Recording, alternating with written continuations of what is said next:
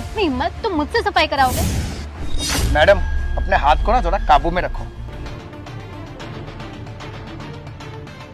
ओ hello, हम लोग party में जा रहे हैं, तो व्हाइट कुर्ती पहन के कौन आता है? पागल कहीं की। तुम्हें पता तो है हमारी फैमिली में लोग कितने पुराने ख्यालात के हैं। ओ कम ऑन यार, just leave it. Hey, are you stupid? What is this? तुम्हारी हिम्मत कैसे हुई हमारी गाड़ी में कचरा फेंकने की? वैसे ही जैसी तुम्हारी हिम्मत हुई हमारी सड़कों पर कचरा फेंकने की।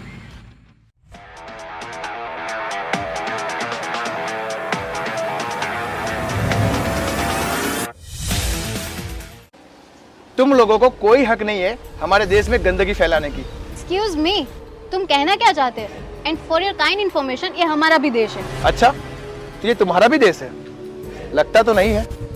2-4 विदेशी किताबें क्या पढ़ ली, अपने आप को 30 मारखान समझ रहे हो? Just be in your limits. तुम जानते हो ना कि हम लोग कौन है?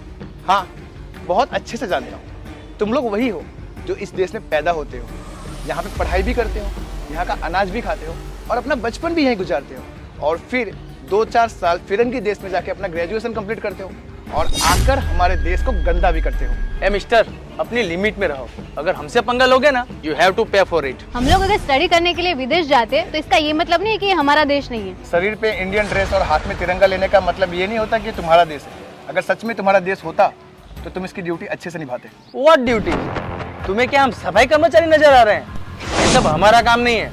Do you understand? अगर सफाई करना तुम्हारा काम नहीं है तो ऐसे रास्ते पर कूड़ा फेंकना भी तुम्हारा काम नहीं होना चाहिए। Do you understand? Excuse me, we don't need your advice, okay? तुमने जो हमारी गाड़ी गंदी की है ना, पहले उसको साफ करो। सॉरी मैडम, सफाई तो आपको खुद ही करनी पड़ेगी। तुम्हारी इतनी हिम्मत, तुम मुझसे सफाई कराओगे? मैडम, अपने हाथ को ना थोड़ा काबू में रखो।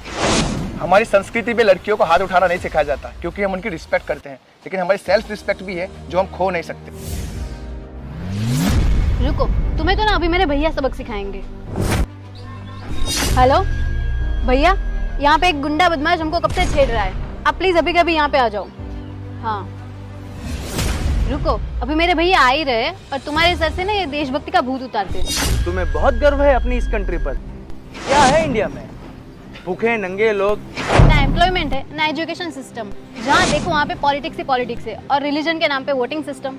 शुक्र मनाओ कि हम लोग फॉरेन में जाके स्टडी करते हैं, डॉक्टर, इंजीनियर, साइंटिस्ट बनते हैं, तब जाके तुम्हारा देश का कुछ भला होता है। ये तो हमारा बैड लक है कि हम यहाँ पैदा हुए, वरना हम फॉरेन में ही खुश हैं। बस बहुत हो गया।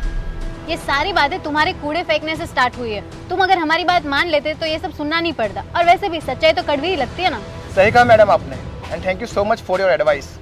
और मिस्टर, फॉरेन में आप कौन सी कंट्री में रहते हो? अमेरिका, जहाँ पे तुम जैसे लोग जाने के लिए सिर्फ सपने ही देख सकते हैं। अमेरिका?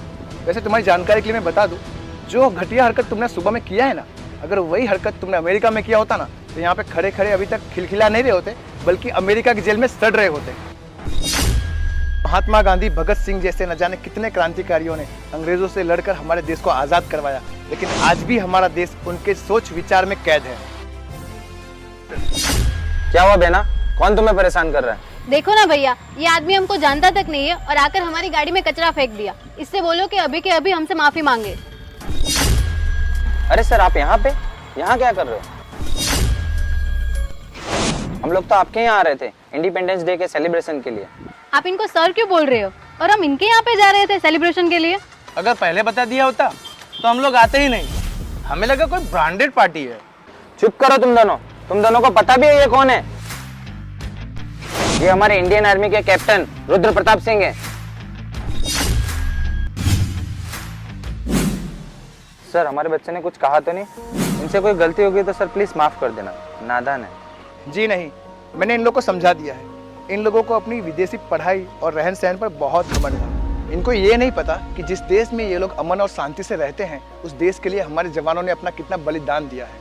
तुम लोग यहाँ पर जो सांसें ले रहे हो ना, वो उधार की सांसें हैं जो हमारे जवानों ने छातियों पर गोलियां खाकर तुम्हें दी है। एक्सट्रीमली सॉरी सर, हमसे बहुत बड़ी गलती हो गई। हमें माफ कर दो, हम आज के बाद कभी अपना देश का अपमान नहीं करेंगे। चलो बढ़िया है, इसी बहाने तुम दोनों की आंखें खुल गई। और याद रखना, आगे से कभी ना सड़क पर कचरा फेंकना और ना ही किसी को फेंकने देना, क्योंकि इस देश को स्वच्छ रखना हम सबका कर्तव्य है। We are very proud to be an Indian.